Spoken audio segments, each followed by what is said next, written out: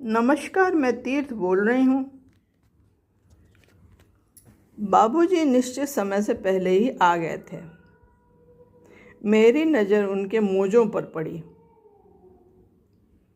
उन्होंने दोनों पैरों में अलग अलग रंग के मोजे पहने हुए थे।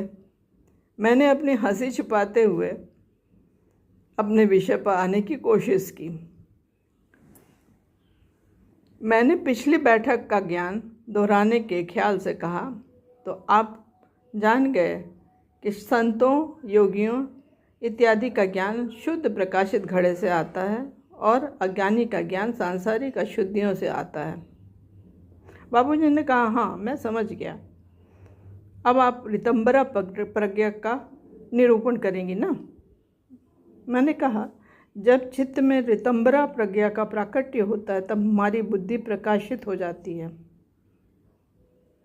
ऋत का अर्थ है सत्य और भरा का अर्थ है धारण करने वाली बुद्धि। यह अत्यंत तीव्र पवित्र प्रकाश होता है। इसमें भ्रांति का कोई अंश नहीं होता है। बाबूजी ने बीच में ही टोका। वे बोले, क्या यह सच में प्रकाश होता है? मैंने कहा, हाँ, यह कपोल कल्पित नहीं है। यह अंतःकरण का प्रकाश है जो अपूर्व होता है। इसके द्वारा अति सूक्ष्म चीज़ें देखी जाती हैं। इस प्रकाश के बिना विशेष ज्ञान नहीं होता है। यह अत्यंत तीव्र प्रकाश है जो सूर्य की तरह प्रकाशवान होता है। इसका उदय और विकास अंतःकरण में लंबे समय तक चलता है।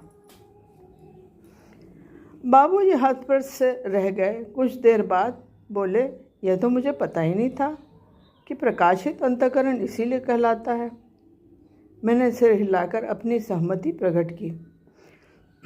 आगे कहा, इसके प्रकाश में जीव के सारे तमोगुणी संस्कारों का नाश होता है। जिस प्रकार अग्नि में स्नान कर स्वर्ण अपनी संपूर्ण अशुद्धियों से रहित हो जाता है, ठीक उसी प्रकार इस अग्नि में स्नान कर जीव शुद्धतम अवस्था प्राप्त करता है और पूर्ण प्रकाशित हो जाता है। मैंने कहा कि कभी यह न समझना कि योगी, संत इत्यादि के चित्त और अज्ञानी के चित्त एक से होते हैं। बहुत अंतर होता है। ज्ञानी के चित्त में अशुद्धियाँ विद्यमान नहीं रहती हैं। जिस प्रकार बाह्य जगत को देखने के लिए प्रकाश की आवश्यकता होती है, ठीक उसी प्रकार तत्व ज्ञान के लिए अंतःकरण में प्रकाश होना आवश्यक है। मैं शरीर नहीं हूँ, मन नहीं हूँ। हमारा अस्तित्व प्रकाशित पारदर्शी घट मात्र है। इसे अनुभव करना ही स्वयं को जानना है। बाबूजी के प्रश्नों के साथ फिर मिलते हैं। धन्यवाद।